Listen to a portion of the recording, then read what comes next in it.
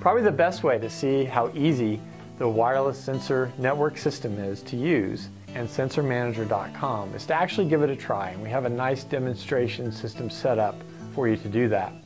I'm going to give you a quick introduction on how to use it, and then I would encourage you to try it and see how it can solve your wireless sensor need. First, I'm going to use a PC demonstration, but the other thing I'll point out is that you can actually do the whole demonstration on your smartphone, either Android or Apple. You can do it on a tablet or a PC. So feel free to give it a try every way. That's one of the most powerful things about the system is being web-based. You can do it on any web-connected device. So on my PC, I'm going to go to sensormanager.com, and I'm going to log in with a username of demo1234 and a password of demo1234.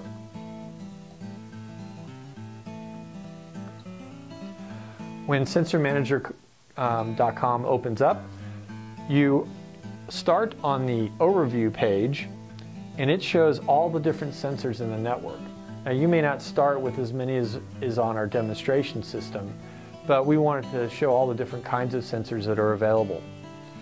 So you can scroll down to a specific sensor.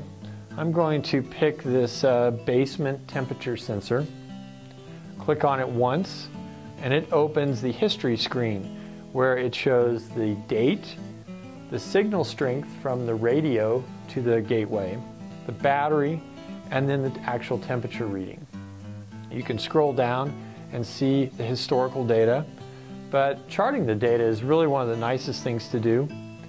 You can see here a chart of the data, and if you want to see different time frames, you can click on the date box, pick a different time frame, and see the data.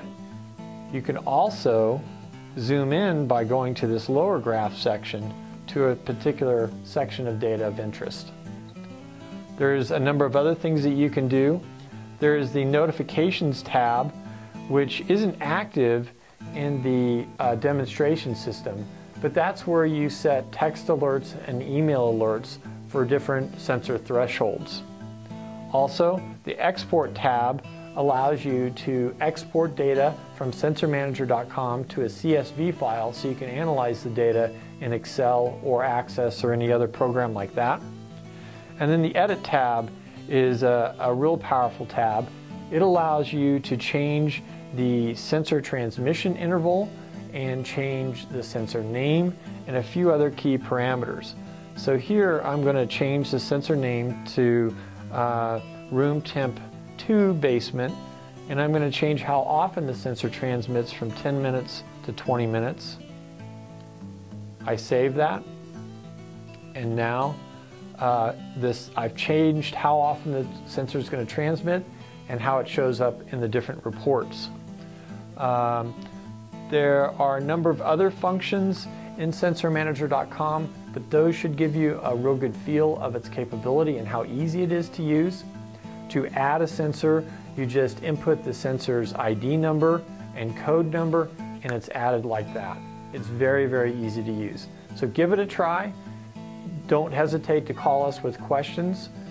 We will have a sensor expert on the phone, and thanks for giving sensormanager.com a try.